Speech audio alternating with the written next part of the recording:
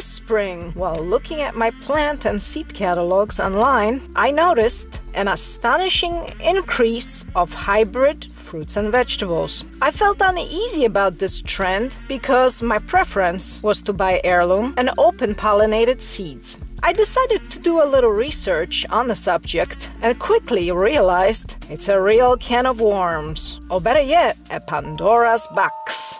As a result, I choose not to buy any more hybrid seeds, and these are my 3 main reasons why.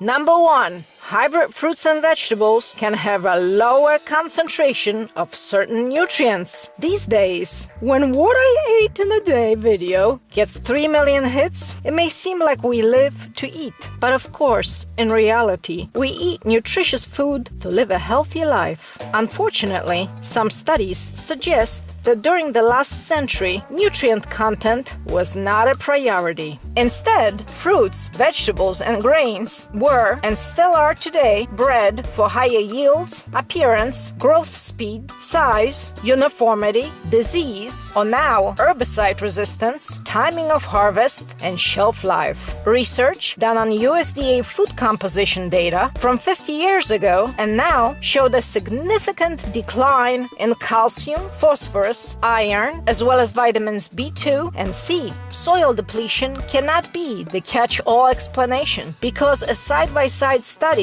of broccoli, wheat, and corn also showed a lower concentration of protein and minerals in the hybrid cultivars. This shows that breeding for traits other than nutrition can have a genetic dilution effect on nutrient concentration. Such a trend would require people to consume more and more food in bulk and calories just to remain properly nourished. The higher yielding hybrids appear to be less efficient at taking up nutrients and converting them to proteins and vitamins that we can use. As a remedy to these troubling findings, the researchers suggested, and I quote, "We would need to consider older, lower-yielding cultivars." Bingo! This is where the heirloom and open pollinated fruits and vegetables come in. In addition to nutrition, a more obvious observation on my part is the decrease in flavor, fragrance, and water or juice content. For example, store-bought hybrid tomatoes and strawberries appear uniform, red, and firm, but have very little flavor, 0 fragrance, and almost no juice. Homegrown heirloom varieties of strawberries and tomatoes taste and smell like real food. They have a mouth-watering appearance, sweet aroma, and are very juicy and delicious. Number 2, hybrid plants don't produce good seeds. For example, if I plant a hybrid melon or a tomato and then try to collect seeds from it to plant next year, since they don't have naturally occurring stable genetics, they will not produce the same high-yielding offsprings. Hybrid F1 plants don't come from open pollinated seeds. They are artificially created, cannot occur in nature. That's why I would be forced to buy hybrid seeds every year, and this only benefits the seed companies. It's a catch-22 situation that is unnecessary and harmful to me and my environment. On the other hand, because heirloom plants are open pollinated by wind and insects, that small amount of variation that occurs over a long period of time allows these plants to slowly adapt to local soil and climate without external manipulation. So the seeds I choose to collect every year will have better and better genetics. For me, purchasing heirloom and open pollinated seeds is a one-time, well-worth investment. For example, I buy Abraham Lincoln heirloom tomato seeds, I plant them, I pick a nice, ripe one from a healthy plant with fruit qualities I desire, I cut it west to east, squeeze the seeds out into a strainer, eat the tomato, yum! Rinse the seeds under running water to get rid of the gelatinous layer surrounding the seeds, dry them, and store them in a cool, dark, and dry place for years to come. Saving seeds is tremendous because I save money and I don't depend on somebody else for most of my seeds. I'm independent, self-sufficient, creative, and efficient. I'm saving seeds for the next generation so they know what real food tastes like. while securing a future for my family and preserving valuable biodiversity. I read that a farmer in Canada 35 years ago had 100 varieties of canola seeds to choose from, and today it's just a few. Different varieties of any plant can be resistant to different diseases, so planting just a monoculture of one variety might be easier, but more susceptible to total decimation. During the 20th century, most of the fruit and vegetable varieties vanished and were replaced with hybrids and GMOs. In a film titled Seed, the Untold Story, the filmmakers give astounding statistics about this. For example, there were 544 cabbage varieties, and now we're left with 28. We had 158 different types of cauliflower. Now we're down to 9. My favorite watermelons, 91% of their varieties are gone, and 96% of corn varieties are missing in action. Preservation of our food biodiversity is essential to our survival because what little is left of heirloom and open pollinated seeds is systematically being replaced by hybrids and GMOs. The dwindling genetic diversity will make the health of every living thing connected within the ecosystem, including us, compromised and harder to restore. To say that this is all a natural development of the marketplace is not plausible because it was the original free market that helped to initially establish the hundreds of seed companies and thousands of plant varieties we used to have. What happened next, and is still happening now, is not the result of consumer-driven competition because it is the consumer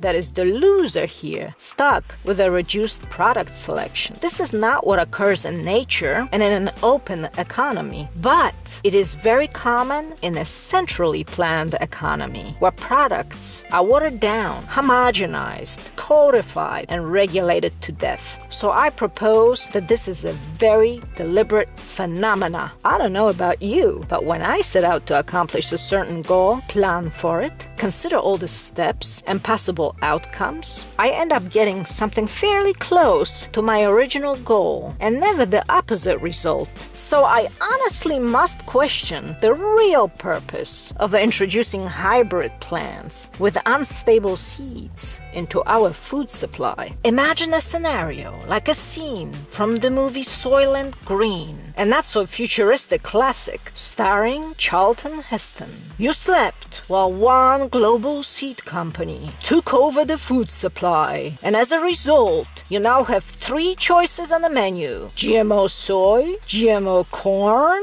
or a surprise, which consists of special ingredients from unknown sources. And number 3, hybrids can be patented. I don't buy hybrid seed because they are patentable and often patented. I'm going to make a blanket statement here about patenting any form of life and its parts. I consider it biopiracy or unethical appropriation and commercial exploitation of plants, animals, and people. I'm certainly not in the habit of eating somebody's monopolized intellectual property. What's next? Patenting water, sunshine, or air? At some point, you have to say, that's enough! I'll provide a very brief history of plant patents in the USA. Plants are products of nature, but in 1930, Congress claimed that the plant breeder's work in aid of nature was patentable as an invention. Heirloom and open pollinated seeds were excluded from the Plant Patent Act of 1930.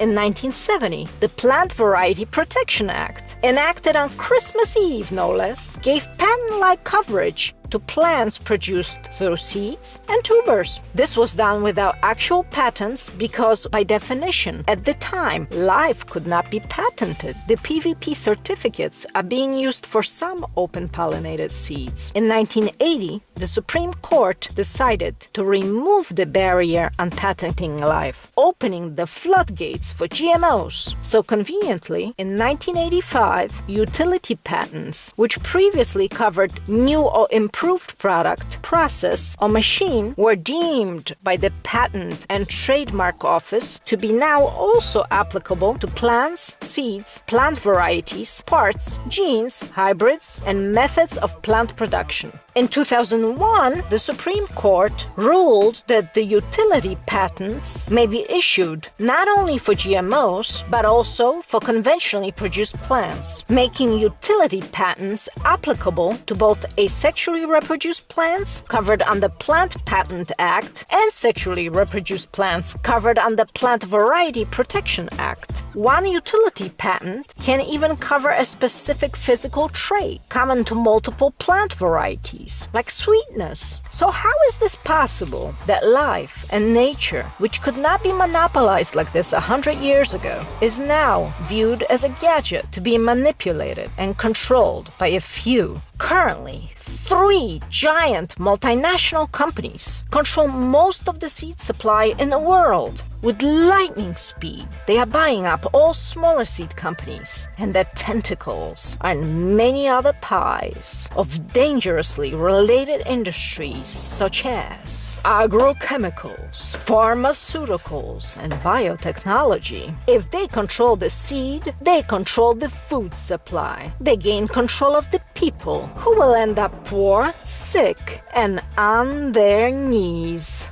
This is a lot of power to give away by not saving seeds. It's all shocking and alarming, and it's the last call for people to wake up. Freedom is not free when it's eroded like this. We need to be vigilant and take action. This imminent dictatorship is making buying seeds tricky, because if you don't want to support big agri, you have to do a bit of research and start supporting small, maybe even local, family-owned seed companies that specialize in heirloom and unpatented open pollinated seeds. You can save them, improve them, and sell any extras. You can even start your own seed company. So get to it, mis compadres. Vaya con Dios.